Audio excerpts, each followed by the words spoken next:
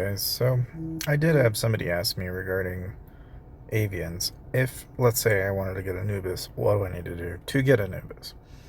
So, as you might expect, okay, yes, it is kind of luck based, but one of the things you really have to kind of pay attention to here is you want to take, so like for example, right, you start off with blues, normals, right?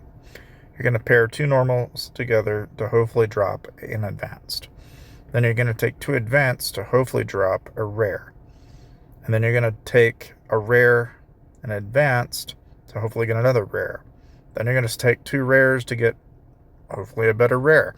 And the idea is that you're always consecutively trying to drop better and better quality rares until eventually you're at a point where you've got the highest tier rares possible. Now that's assuming you're doing it by yourself.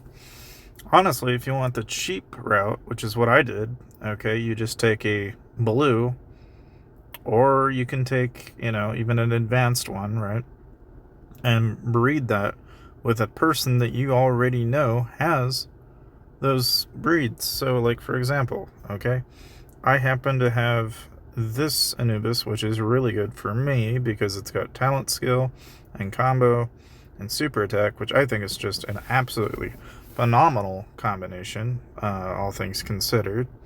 Plus, the stat bonuses and everything are awesome. And it increases counter damage. It increases combo. It increases skill. It's just overall really good. Plus, there are a couple of things you want to pay attention to, which is how many times you've used it to breed, the generation, and then you also want to pay attention to this growth, because this right here, it kind of determines the likelihood of quality that you're going to get. And then you just want to basically kind of pair them together to get more passive fixes. So in this case, I'll go look for somebody that has an Anubis or has a rare tier that has something that I want. So like if, for example, this one has reflect and global counter. Okay, not as important, don't want. Oh, this has got crit damage and counter. Okay, maybe. Oftentimes you want to pair them up with things like this, like all around hit, for example, where that's a 5% to combo, 40% pal damage, and 75% to crit. These are all good, so we'll go ahead and pair them. Okay, and of course you need cakes in order to do this, so the trick here is you need the sweetheart cakes. There's only a couple of ways to get them, but the main thing here is, you can either do one of two things, because, naturally, you have options, right? But I guess what I'm trying to say is you can go to the privilege route and you can get avian giveaway for $5, and that's going to give you a cake every day. But it's not the only way to get cakes, right? But the main thing is all the benefits that come with the cooldowns and such. The idea here, though, is that the more you breed the same avian, the longer it's going to take. So, like, you can see here, I've never tried to overbreed the same avian over and over.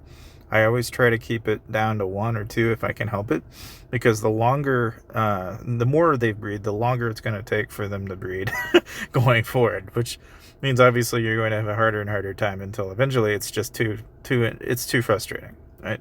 So you don't want to get too crazy, but obviously you want to try and stack as many good passive fixes as you can possible, and obviously pair them up for whatever your class is currently focusing on. Like in my case, it's a Plume Monarch build, so I'm going to be going for combo or anything or everything that helps combo.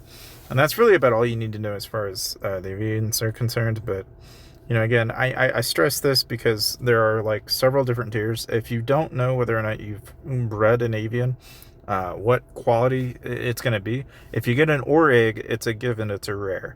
Okay, the one tier below that is Frost, which would be an advanced one. The tier below that is a Flame. And then below that, you're going to have like your normal eggs. So it's typically you're going to find that you're going to be striving for, whatever combinations that you can get that'll always, give you better stats. Of course, you can always reset and salvage them later. If for some reason you don't get things that you're after, you can always salvage them and then turn around and use that later. But that's the basic gist. Hopefully that was helpful for you guys, and I'll see you guys next time.